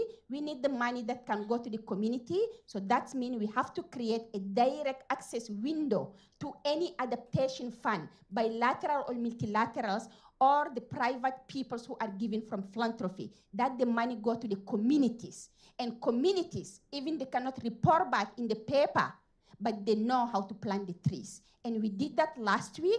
I planted 11,000 trees before to come here. Of course, UNGA is nice. But action on the ground is the most important for me. So if everyone really give the direct money and real money at the COP30 as the home of indigenous peoples to the communities who are doing adaptation, doesn't matter we talk about how numbers tripling, quadrupling, but communities action on the ground, that's what I'm expecting at the COP30. Thank you. Hindu, thank you so much. I think that's just an amazing reminder of why we're actually having this conversation in the first place, because adaptation is life, and that's what it means to people on the ground in so many countries around the world. And I think you've got to leave, haven't you? Thank you so much for your contribution. No, totally understand. We've packed a lot in today. So I think rather than taking questions from the audience, otherwise we will, okay, Mattias, do we have a question? Okay, let's hear the question then.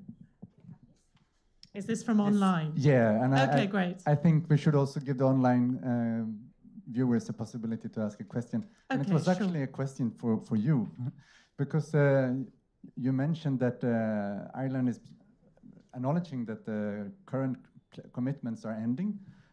Did you say that Ireland will be committed to make new commitments?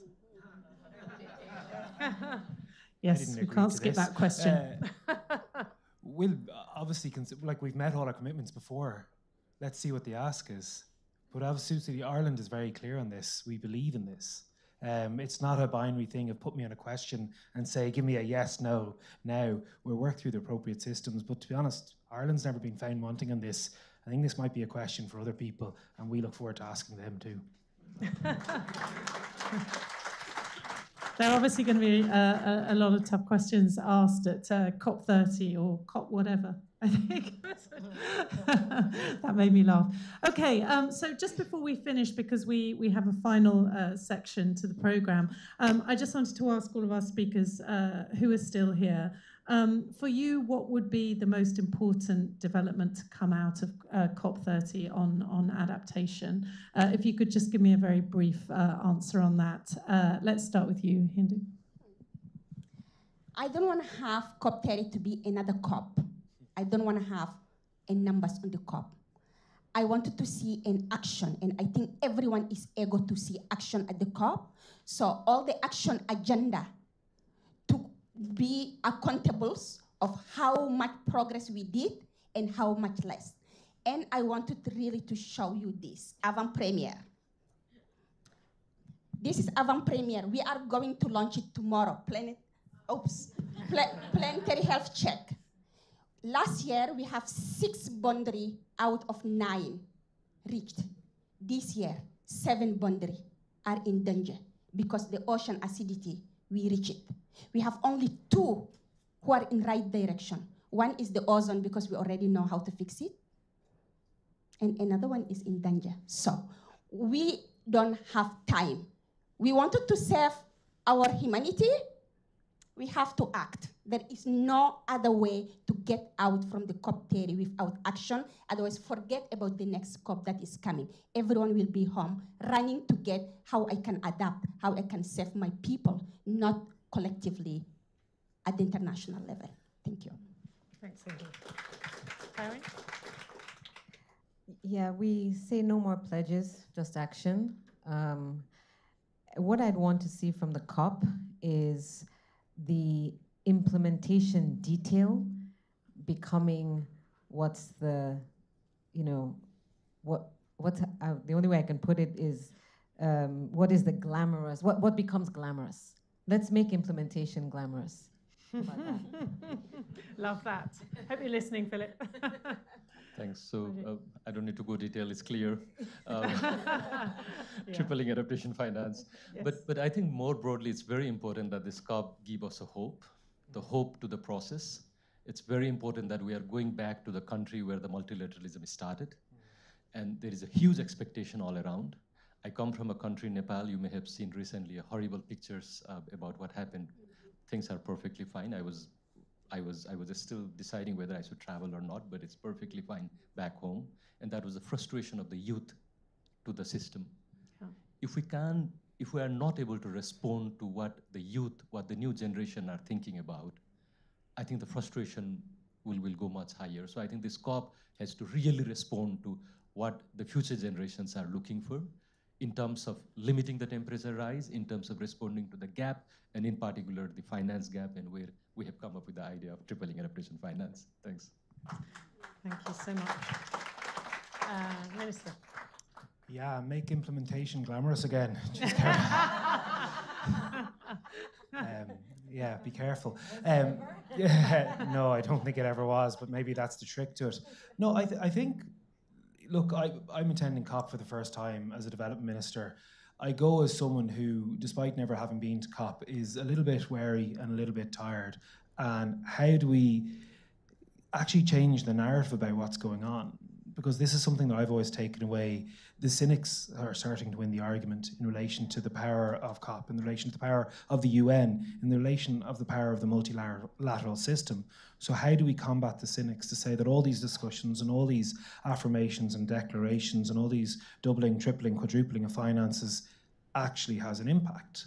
And I think this is what, maybe it's not a modern thing, but the responsibility lies particularly on political leaders, but not just political leaders, to say a lot more clearly not only why this matters, but how this works and why it works. So taking all those examples of where adaptation finance has had an impact, where those real, tangible, local systems to make it, okay, you want us to triple our finance, you want us to increase the finance, this is what's worked over the last 5 years. And I particularly am taken by the notion that if we don't overall achieve our climate aims and they're legally binding in Ireland, ultimately we're going to be just spending an awful lot more on adaptation finance going forward. I think that goes for everybody. Thank you so much to the speakers. We've had a really dynamic panel here, so thank you to you all. Please take your seats and we'll move into the final section of the discussion today. So yes, if I could ask Natalie to come up, Natalie Unterstel, who is the president of Talanoa, climate policy think tank from Brazil. You lead a 40-plus organization task force on adaptation as a priority for COP30, and you also serve as a member of President Lula's National Council and also on the COP30 Presidency's Adaptation Council. So I will turn it over to you to bring proceedings to a close. Thank you very much. It's a great pleasure to be in this final round after so many amazing speakers. And I have the privilege of inviting Alicia Morim from the COP30 presidency to join me here. It's going to be a sort of short interview about, well, Alicia, we heard a lot already on the expectations of different people, ministers, philanthropy, civil society, on what to expect and what do we all want to get out of COP, especially in relation to adaptation. So I wanted to give you the opportunity first to share a little bit with all of us. I know that you and the team are working hard. You already put adaptation as a priority long time ago, I should say, for COP30, and you are working around what's been called an adaptation package, right? So maybe if you could share with us a little bit about the important elements of that, I think everybody would benefit a lot. Thank you. Thank you so much. Thank you so much, Natalie. Good morning to all of you. And thanks a lot for organizing this event. I mean, I think I have been listening carefully to all the contributions, and it's always useful sitting here in the COP presidency space to actually try to understand, what do I do with that suggestion? What do I do with that input? How can I make that theoretical thinking sometimes into something that is tangible? So the spirit of COP30 and the whole goal of what we have been doing, as you know, and you have been hearing this all the time with Ambassador André and Anatoni, is a moment of mutirão, and it's a moment of implementation. So these two words, actually, they are transversal to everything that we are doing. But what does that mean in practice? And what does that mean in adaptation and adaptation finance in particular? That means that we are trying to test the boundaries of what a COP can deliver in terms of shifting the dynamics from a negotiation-centric process and space to a process or that can actually literally leverage fast, scalable, and fit-for-purpose action. We have been discussing this, throughout the COPs, the Paris Agreement, and then the rule book of the Paris Agreement for the past 30 years or so. And the question is, now the process needs to continue to be refined, but we do have urgency, and we need to make these actions or these decisions get into the ground. How do we do that? How can the UNFCCC, the way it's built, the way consensus is designed, actually deliver that? It can't. As we speak now, it can't, because it was not designed for that. And we need to bring this process in a more transition, sort to say, from a negotiation process to an implementation process. But to do that, we need all hands on deck. That's why the spirit of Mutirão is so important. And for those who are not from Brazil, maybe can sound something theoretical, but it's very concrete. I mean, everyone in this room has a role to play in delivering adaptation finance. Could be leveraging the voice, could be working on knowledge and actually doing science, could be communicating about it, could be bringing the demands from subnationals. There is a sense of systemic approach that we need to address to find the solutions. When we talk about the adaptation package, what we are looking at is how can we use all the different elements of any COP towards the purpose of having a strong adaptation outcome. That means having strong political signals coming from the Leader Summit, from ministers throughout the COP, that they care about adaptation, that they are working on adaptation, that they are willing to fund adaptation. Second point, when you look into the outcomes on adaptation from the negotiation perspective, we need to get the DGA agreed, indicators agreed. That means that we hope that negotiators will come to the room and actually be willing to play a constructive role into getting to the negotiations. Not extra time, not after midnight, but actually getting them agreed in a transparent and fluid process. That means that when the NAPS process, the NAPS and the bar, that we'll have open, candid, and constructive discussions that also incorporate the ideas and the requests from observers and so on.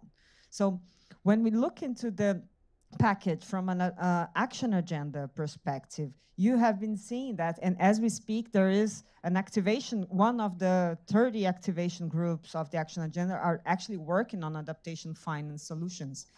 Here, the point is that instead of measuring success of a COP of what is this flashy new initiative that will be launched there, it's actually how much can we bring the initiatives and the knowledge of what already is there, what has already been developed as part of the action agenda on adaptation in the past COPs, and we streamline that, and we focus on what is needed, and we focus on what are the financial instruments that are more fit for purpose to address water management in rural areas. These are the ones that we need to get funded. These are the ones that we need to focus. What are the main instruments that we need to address the NAPS development gap? So we have 65 NAPS, as far as I know. NAPS are critical to actually define priorities. And if you look around in most of the NAPs, the priorities are there. Water management, agriculture, irrigation, and regenerative agriculture, health. These three elements alone, it's not the whole picture, but I mean, most of the NAPs are saying the same thing. So the question is, if we want to get resilient health systems, where do we start? What do we need to do? There is a specific health component in the Belém Health Action Plan that we hope many countries, many funders, many stakeholders will come on board to actually take it from paper there. The last point on mobilization and how can we collectively show that if adaptation is so good for public budgets, for investments, for people, for communities, why aren't we convincing the whole world about it? What is missing? And one of the examples of what we are doing as part of this package is actually to work on extreme heat. We know that this is a key element there. We launched it yesterday at the UN SG Solutions Dialogue with UNEP, the Beats the Heat campaign, which actually focusing on bringing subnationals or cities to commit to at COP to run their extreme heat assessments. And there is funding for that, there is technology for that, but this is something that is doable and it's critical for schools, for hospitals, for health systems, for communities everywhere. And this is something that we must do. We know how to do it, but we need people to bring in income. So these are some of the examples of what we are working on. On the finance piece, and just to conclude, I think it's clear that the trade-off between public and private funding for adaptation should not be the way forward. We need all resources, right? But we do need public resources to start actually de-risking private investments. We heard it very clearly. We do need different financial tools, but we do need the commitment that has already been made to channel resources to the Adaptation Fund, to the GCF and other vertical funds. And those funds also need to become more accessible.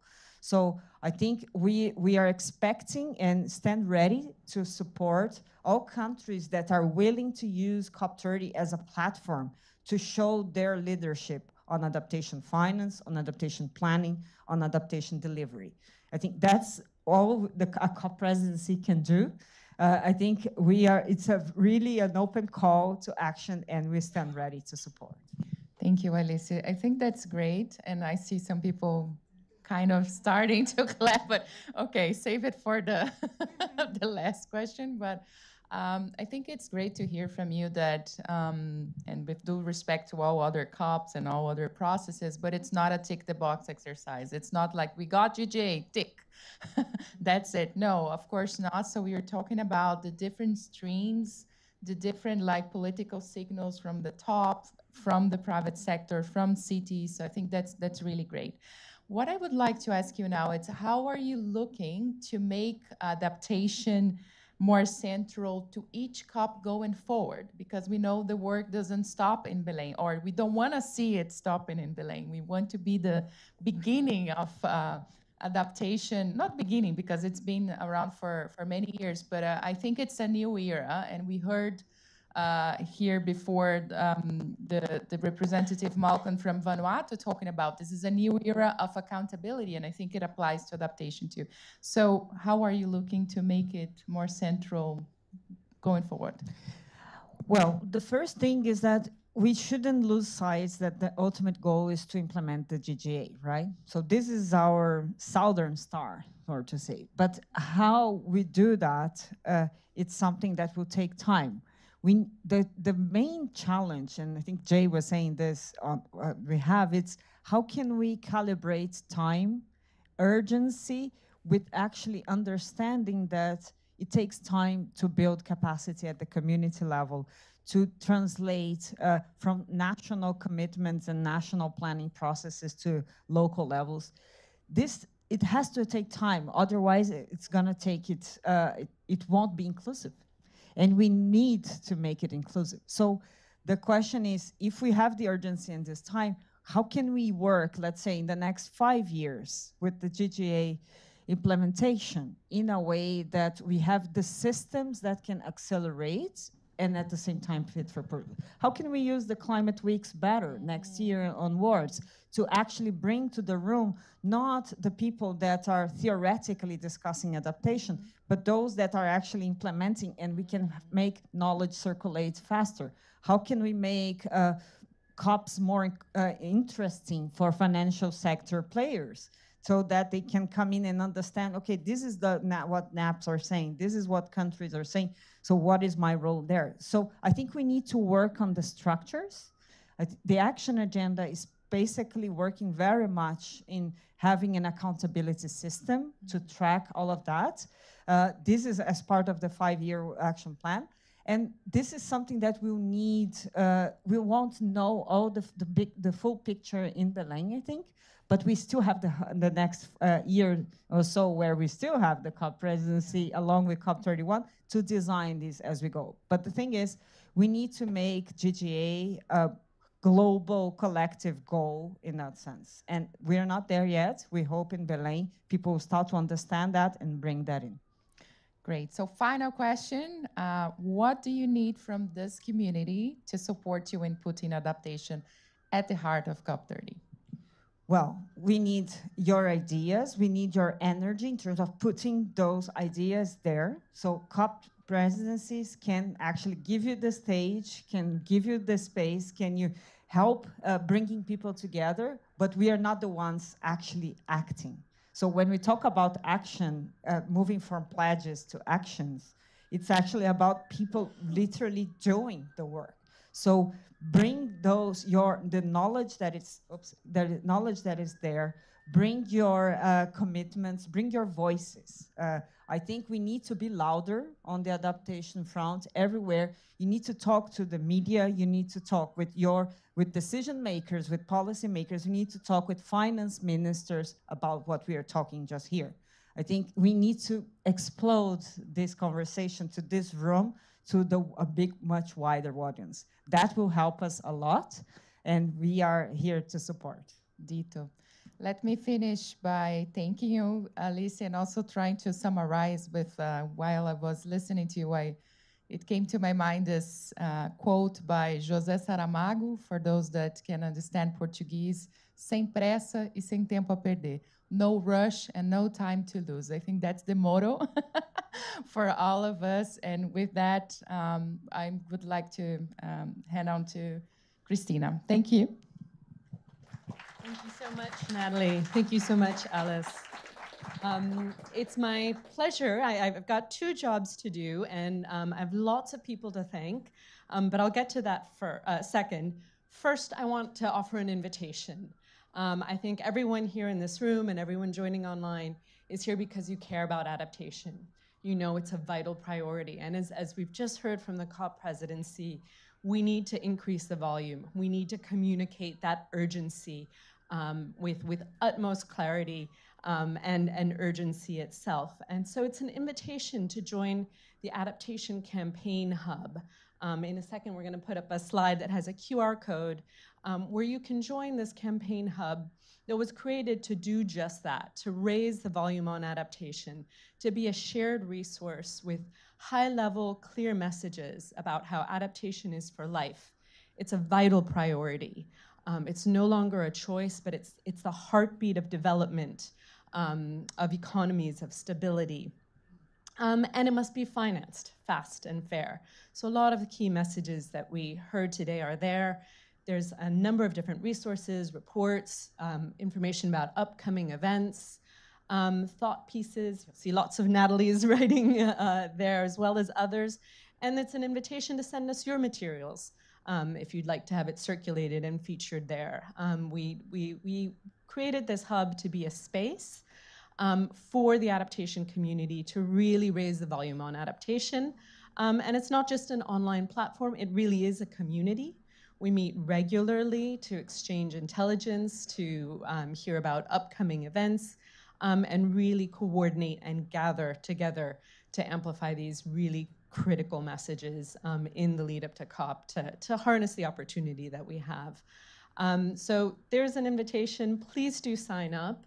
And then last but not least, I really want to thank all of our tremendous speakers for being here today. I know it's an exceptionally busy week, so really appreciate the time that you've made. I want to thank our fabulous moderator, Megan, you were fantastic. And our great partnership with Talanoa and with Dan Churchade, all of the colleagues who worked together seamlessly over months to really make today happen. And finally, all of you for being here today, whether online or in person. Really appreciate it. Have a good rest of your week. Take care. Thanks.